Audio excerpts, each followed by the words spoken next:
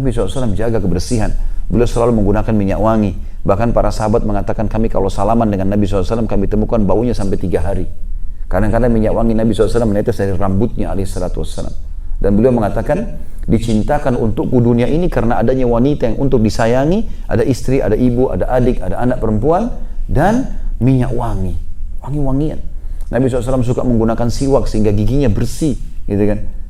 Jadi ini harus dijaga teman-teman sekalian. Allahu Rabbi wal Islamu dini wa Muhammadan Rasulullah. Kenapa teman-teman sekalian? Semua ayat jihad Allah mulai dengan bi amwalikum wa anfusikum, dengan harta kalian dan jiwa kalian. Harta didahulukan, bukan jiwa. Artinya orang punya harta itu luar biasa. Rasulullah SAW setiap kali ada jihad, maka beliau paling pertama panggil sedekah, harta dulu, baru susun pasukan untuk berperang. Ini penting. Sekarang teman-teman sekalian, pernah ada sahabat Nabi yang miskin datang kepada baginda Nabi SAW lalu berkata, ya Rasulullah, teman-teman kami yang kaya, yang sukses nih, mereka mendapatkan pahala-pahala kami bahkan lebih, karena kami sholat, mereka sholat, kami puasa, mereka puasa, sama, tapi mereka punya ekstra pahala karena mensodakakan harta mereka kepada kami nggak punya itu, kami nggak bisa sodakah kepada mereka. Beritahukan kami amalan yang kalau kami kerjakan bisa minimal menyamai pahala mereka. Apa kata Nabi SAW? Bacalah setiap habis sholat subhanallah 33, alhamdulillah 33, Allahu Akbar 33. Amalin. Itu bisa menyaingi atau menyamai pahala orang yang bersedekah. Ternyata diamalkan oleh para sahabat miskin nih. Gak lama kemudian datang lagi, ya Rasulullah. Sahabat-sahabat miskin datang lagi, ya Rasulullah, sahabat-sahabat kami yang kaya mendengar hadis Anda. Artinya mereka amalkan tuh. Sekarang mengalahkan lagi pahala kami. Minta supaya dikasih ilmu baru, apalagi nih, gitu kan? Apa jawaban Nabi SAW? Dzalika fadlullahi yu'tihi man yasha. Itu karunia Allah yang Allah berikan kepada siapa yang dia inginkan. Maksudnya apa? Bersainglah, gitu loh. Silahkan kejar sukses, kejar kekayaan, kejar kepintaran, harus bisa, gitu kan? Ini poin penting yang harus kita garis bawahi teman-teman. Orang Islam tidak disuruh vakum. Sekarang kita kalau sholat di masjid, kalau kita masih masuk masjid, dapat pahala masing-masing. Tapi saya bisa dapat pahala ekstra. Gimana? Saya ajak teman saya, ayo sholat ya di masjid, sama-sama ke masjid. Saya dapat misalnya 10 pahala, dia dapat 10 pahala. Tapi saya dikasih sama Allah 10 plus seperti pahala dia tanpa dikurangi pahala dia. Karena saya mengajak dia. Kan gitu. Makin banyak saya ajak, maka makin banyak pahalanya. Imam yang mengimami kita sholat, panen pahala satu masjid. Muazzin, panen imamnya, panen pahala imam dan pahalanya makmum. Gitu kan. Tapi ada satu hal yang penting. Ada orang tidak hadir di masjid itu panen pahala semua. Siapa itu? Yang bangun masjidnya, dengan duitnya, dengan hartanya, dia dapat pahalanya, gitu kan? Itu luar biasa. Kita pergi haram, Masjid Haram Mekah, kita umrah, tawaf, iya dapat pahala. Kita umrahin orang tua kita, iya. Tapi yang bangun Masjid Haram panen pahala semuanya itu sekian juta orang. Karena itu, gitu kan? Jadi perlu digarisbawahi teman-teman sekalian. Saya pernah tulis sebuah artikel judulnya, apakah Islam menyuruh Anda menjadi orang kaya? Jawabannya iya, iya. Disuruh, dan kita harus mampu untuk itu teman-teman sekalian. Karena waktu kita sama-sama 24 jam, punya 2 mata, punya 2 telinga, punya 2 tangan, punya 2 kaki, tidak ada yang lebih kok. Kalau orang-orang kaya itu punya, atau orang yang sukses dalam pendidikan, gelar doktor, profesor, mereka itu punya waktu 27 jam, lebih 2 jam dari kita, masuk akal mereka melebihi kita. Enggak sama kok, gitu kan. Hanya mau, yang penting mau saja. Dan ada satu penyakit yang harus dijauhi, penyakit al-malas. Nah, ini penyakit berbahaya. Rasulullah SAW selalu berlindung darinya. Bahaya sekali. Lalu kata Allah SWT lanjutan ayatnya, katakanlah itu semua aku siapkan, kata Allah, untuk orang-orang yang beriman di dunia dan juga di akhirat nanti dimurnikan buat mereka. Maksudnya di dunia bisa saja dia bersaing sama orang kafir, sama-sama kaya, tapi di akhirat mereka saja yang mendapatkan semua kenikmatan itu.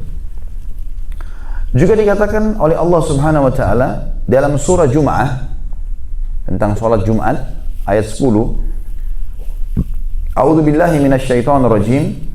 Fa idza qudiyatis salatu fantashiru fil ardi wabtagu min fadlillahi wadhkurullaha katsiran la'allakum tuflihun. Kalau kalian selesai mengerjakan salat, Jumat atau sholat wajib yang lain. Maka fantashiru fil ard, bersebarlah di muka bumi, menyebarlah, bekerjalah. Apa maknanya di sini? Kenapa dikatakan bekerja kata ulama tafsir? Karena Allah bilang wabtagu min fadlillah, dengan cara mengejar karunia-Nya Allah. Kejar tuh rezeki-rezeki, kejar tuh prestasi-prestasi dunia. Dan kata Allah SWT, wadhkurullaha katsiran la'allakum tuflihun. Dan pada saat kalian bekerja, banyak berzikir kepada Allah. Ingat, halal halal, haram haram. Halal nikmati, haram tinggalkan. Agar kalian beruntung. Sebesar apapun keuntungannya, tinggalkan kalau itu haram, dan kejar keuntungannya kalau memang itu halal. Nikmati. Dan saya sudah pernah jelaskan teman-teman sekalian, dan saya reviewkan lagi, sesuatu yang haram itu lebih sedikit daripada yang halal. Halal itu banyak. Maka untuk apa kita masuk ke yang haram? Kalau Allah haramkan babi, Allah ganti dengan sapi, ayam, kelinci, rusa, kambing, semua hewan di air. Lalu untuk apa babi? Haram itu sedikit itemnya. Haram khamr, Allah ganti susu, madu, sirup, air putih, banyak gantinya. Allah haramkan zina, Allah ganti dengan nikah, gitu kan? Ada gantinya. Kalau kita diberikan syahwat lalu Allah tidak, kita punya syahwat mau makan, mau minum, ya, mau bekerja, mau berhubungan interaksi sama lawan jenis, lalu Allah tidak berikan solusi, mungkin wajar orang melanggar. Ini enggak. Gitu. Yang halal banyak, yang haram itu sedikit sekali. Untuk apa kita masuk ke sana? Kita dengarkan teman-teman sekalian, sabda Nabi SAW yang memotivasi kita untuk selalu sukses, ya, adalah hadis Nabi SAW yang sahih riwayat Bukhari. Kata beliau, ma akala ahadun ta'aman khairan min an ya'kula min amali yadihi wa inna nabiyallahi Dawud kana ya'kulu min amali yadihi.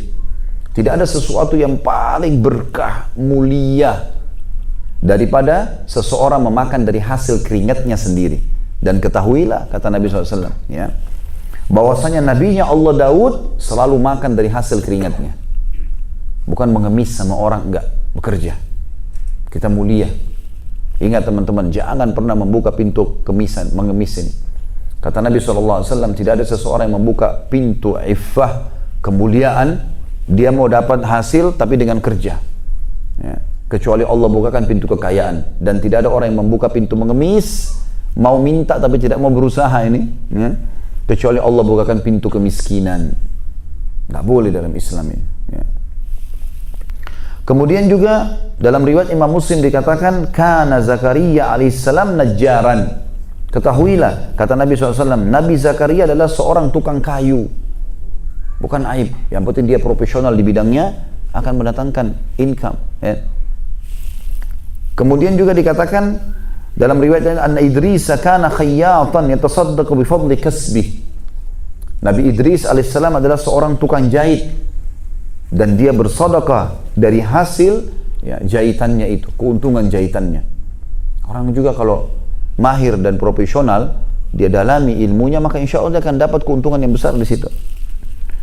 Juga Nabi Muhammad SAW bertransaksi dan berjual beli, dan beliau terus saja bertransaksi teman-teman sekalian sampai masa kenabian dinobatkan. Dari umur 21 tahun sampai 40 tahun, 19 tahun Nabi SAW berdagang dan sukses.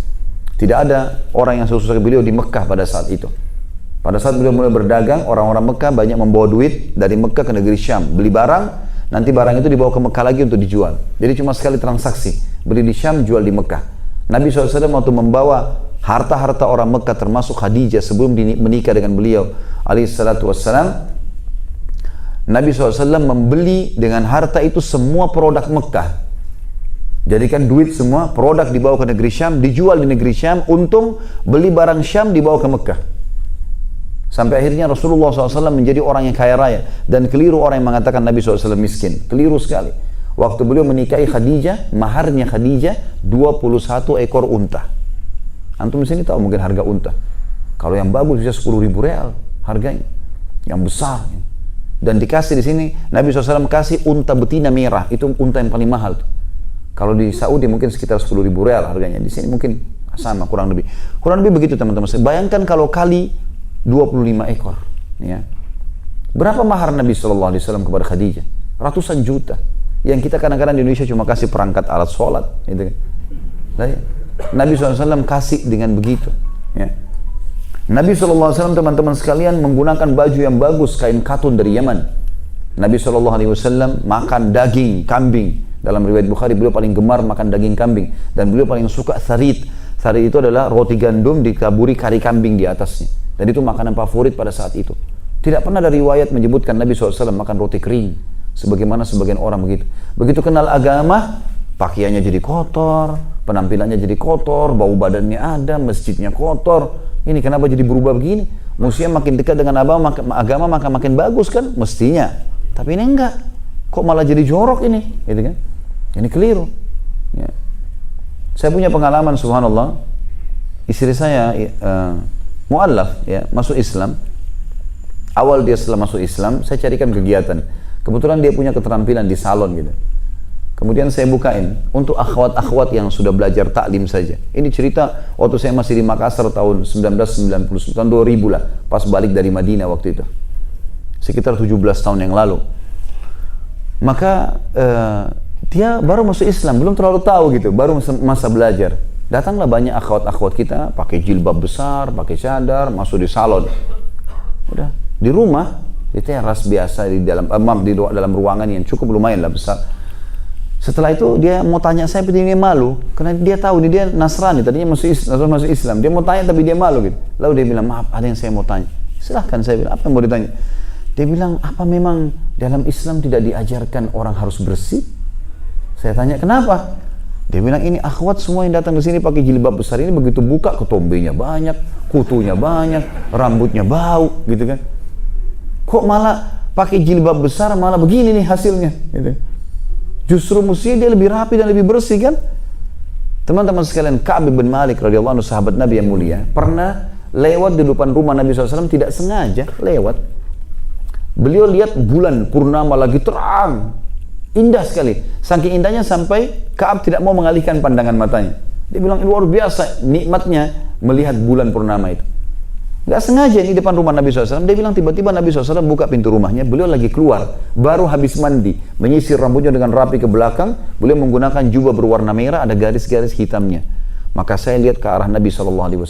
Saya temukan Nabi lebih indah daripada bulan itu. Nabi SAW jaga kebersihan. Beliau selalu menggunakan minyak wangi. Bahkan para sahabat mengatakan, kami kalau salaman dengan Nabi SAW, kami temukan baunya sampai 3 hari. Kadang-kadang minyak wangi Nabi SAW menetes dari rambutnya alaihissalam. Dan beliau mengatakan, dicintakan untukku dunia ini karena adanya wanita yang untuk disayangi, ada istri, ada ibu, ada adik, ada anak perempuan, dan minyak wangi, wangi-wangian. Nabi SAW suka menggunakan siwak sehingga giginya bersih, gitu kan. Jadi ini harus dijaga teman-teman sekalian. Banyak orang subhanallah tidak amalkan ini. Mereka masuk masjid, kita sholat di sebelahnya, Masya Allah, ya. Kita rasanya sudah mau lari, ya. Karena luar biasa tidak jaga. Kenapa ini? Berapa harga minyak wangi roll itu? Murah sekali kan? Saya tidak tahu di sini, kalau di Saudi sering kita beli 5 real, 10 real, ada yang di roll minyak wangi itu enak sekali baunya sebenarnya. Atau kalau ada rezeki alhamdulillah beli. Dan ingat, Allah akan berikan kepada kita rezeki sesuai dengan kadar orderannya. Ya. Kalau misal gini, kita mau umroh sama haji, ini saya sering luruskan jemaah saya di Indonesia. Umroh sama haji cari travel yang paling murah, hotel yang paling sederhana, biar jauh nggak apa-apa. Kenapa? Kan cuma taruh barang di hotel. Jangan akhi dan ukhti. Ini sedekah buat diri sendiri. Kenapa bukan bintang 5? Nikmati bisnis kelas. Allah akan kasih gantinya sesuai dengan kadar perbuatan kita. Orderan kita bintang 5, Allah kasih bintang 5. Orderan kita biasa, Allah kasih yang biasa. Harusnya begitu. Subhanallah, saya dulu waktu ini pengalaman pribadi, cuma mau berbagi saja. Saya dulu sering naik pesawat ekonomi kelas gitu kan. Mulai saya beranjak menggalang beberapa usaha, saya bilang enggak, saya coba naik ke bisnis kelas. Bukan untuk sombong, tapi kenapa saya enggak nikmati rezekinya Allah? Semenjak itu saya berdoa sama Allah, ya Allah mudahin supaya saya tidak pernah naik ekonomi. Subhanallah, sudah berapa tahun saya naik bisnis terus. Enggak pernah saya naik ekonomi. Dan saya memang merasakan Allah gantikan nilainya kok. Allah gantikan nilai. Dan semenjak itu banyak sekali jemaah saya, alhamdulillah umroh haji tidak pernah lagi hitung-hitungan. Jangan hitung-hitungan sama Allah ini. Royal sama Allah, Allah akan kasih juga. Ya, kalau kita perhitungan sama Allah, Allah juga nanti jadi hitung rezeki kita. Ya. Kalau sedekah di jalan Allah besar, celengan masjid lagi lewat, saya tidak tahu di sini. Kalau antum di sini tidak ada celengan ya. Kalau di Indonesia kan banyak celengan masjid nih. Banyak orang kita kasih 2.000 itu apa? Minta kesehatan, keturunan, selamat dari neraka, masuk surga. 2.000 rupiah. Ini luar biasa nih. Ya. Mau dapat ikan paus, pakai kapal tanker. Ini enggak, pakainya kail kecil, nggak bisa lah. Ya. Seperti itulah. Jadi di jalan Allah harus tidak boleh perhitungan teman-teman sekalian. Umar bin Khattab juga berkata dalam riwayat yang lain radhiyallahu anhu, maksabatun fi dina'ah khairun min su'alin nas. Bekerja keras walaupun hasilnya masih pas-pasan jauh lebih baik daripada seseorang mengemis kepada orang lain. Luqman Al-Hakim rahimahullah yang disebutkan dalam Al-Quran surah Luqman, seorang yang saleh dari zaman dulu, karena salehnya sampai Allah kekalkan dalam Al-Quran dan diberikan nama surah dengan namanya. Dia berkata kepada anaknya, ya bunayya, wahai anakku, istagni bil kasbil halal, selalulah fokus mencari pendapatan yang halal. Fa innahu maftakara ahadun illa asabathu ihda thalathat khisal. Tidak ada orang yang meninggalkan untuk bekerja dan mendapatkan prestasi dunia dan harta yang baik kecuali dia akan ditimpa salah satu dari 3 keadaan buruk, 3-tiganya. Yang pertama, riqqatun fi dinihi, pasti agamanya jadi loyo, jadi lemah. Orang miskin itu nanti agamanya gampang dibeli. Sampai kata Nabi SAW, kadal faqru an yakuna kufra. Kefakiran itu sangat dekat dengan kekufuran. Bisa dibeli agamanya dengan Indomie kalau kita di Indonesia, beli dengan beras, ya, beli dengan baju, beli dengan kendaraan, bisa dibeli. Ini bahaya kalau orang tidak punya pendapatan, teman-teman, tidak punya prestasi dunia, bisa dibeli. Lemah agamanya. Kata Luqman Al-Hakim dari zaman dulu nih, dari sebelum Nabi SAW. Kemudian yang kedua, au dha'fu fi aqlihi, atau akalnya jadi sempit. Ya, orang kalau bekerja menghadapi manusia, menghadapi suka dukanya, perdagangan, pekerjaan, dia selalu otaknya ini sinyal listriknya bergerak terus. Dia berpikir jalan keluarnya, masalahnya bagaimana mendapatkan ini, bagaimana menahan ini. Jadi dia hidup. Beda dengan orang yang vakum ini. Orang yang malas, teman-teman, maka semua akalnya dipendek. Kita sering melihat orang yang bermalas-malasan, duduk-duduk pinggir jalan, tidur, pengangguran, pendek akalnya. Kita nggak bisa ajak diskusi orang seperti ini. Dia nggak bisa berpikir. Ya. Ini yang kedua. Dan yang ketiga kata beliau, wihaun fi muru'ati. Dan juga bisa menghina kehormatannya. Orang anggap remeh. Siapa itu? Tidak ada sekolahnya. Siapa itu? Oh, nggak ada kerjanya. Orang anggap remeh. Gitu kan? Dianggap remeh. Ini yang ketiga. Dan beliau mengatakan, dan lebih parah daripada 3-3 itu, beliau mengatakan, wa'adzamu min hadza istighfafun nasu bihi, penghinaan manusia terhadap dirinya. Rasulullah SAW selalu berdoa dan berlindung ya, dari kefakiran dan kemalasan, kevakuman, putus asa. Sampai beliau bersabda dalam hadis yang sahih, ta'awwadhu billahi minal faqri wal killati wal dhillati. Selalulah berlindung kepada Allah dari kefakiran, kekurangan, dan kehinaan. Minta sama Allah supaya jangan sampai kita tertimpa tiga hal ini. Kefakiran, kekurangan, dan kehinaan. Juga dalam hadis Abu Daud, Nabi SAW sering membaca doa, Allahumma inni a'udzubika minal ju'i fa innahu bi'sad daji'. Ya Allah, aku berlindung kepadamu dari lapar. Lapar disebabkan karena orang kemiskinan, susah, yang itu. Karena sesungguhnya dia seburuk-buruk keadaan. Beliau juga berdoa dalam doa yang lain dalam hadis sahih, Allahumma inni a'udzubika minal ajzi wal kasal. Ya Allah, aku memohon, aku berlindung kepadamu dari sifat putus asa dan bermalas-malasan, wal jubni wal bukhul, dan sifat pengecut serta pelit, wa ghalabatid daini wa qahrir rijal, dan aku terlilit utang, juga aku dikuasai oleh orang-orang. Umar bin Khattab berkata radhiyallahu anhu dalam salah satu keadaan, ya, inni la'ala ar-rajulu fayu'jibuni syakluh. Saya kadang-kadang melihat orang laki-laki, maka saya kagum dengan wajahnya, karena tampan, rambutnya bagus, penampilannya bagus. Fa'idha sa'altu anhu faqila la amalalah saqata fi aini. Tapi kalau saya tanya orang-orang tentang keadaannya dia, dan orang-orang mengatakan orang ini pengangguran, maka dia tidak punya nilai di mataku sama sekali. Kata Umar radhiyallahu anhu. Jadi Umar suruh bekerja, bergerak. Juga teman-teman sekalian, pernah Umar radhiyallahu anhu mendatangi beberapa orang tabi'in yang sedang duduk di Masjid Nabawi setelah sholat Jumat di Madinah. Setelah itu Umar tanya mereka, kenapa kalian duduk di sini? Ngapain? Habis sholat Jumat duduk di masjid, ngobrol-ngobrol, nongkrong, ngapain nih? Kata mereka, nahnu mutawakkiluna 'ala Allah. kami bertawakal kepada Allah karena kami nggak punya pekerjaan, ya sudah di sini saja. Ada makanan orang kasih, ya sudah, kalau nggak ada ya sudah kami tinggal di masjid. Faya'luhum ya bidurratin wa yanhanuhum. Maka Umar pun memarahi mereka sambil berkata, la yaq'ud ahadukum an talabir rizq. Janganlah kalian vakum dari mencari rezeki. Wa yaqul, lalu dia berkata juga, Allahumma rzuqni. Sambil dia berkata, orang-orang ini berkata, ya Allah berikan saya rezeki. Sambil dia vakum dulu di masjid, ya Allah berikan saya rezeki, tapi tidak bekerja, gitu kan. Umar bin Khattab ajarkan kita sebuah konsep penting ini.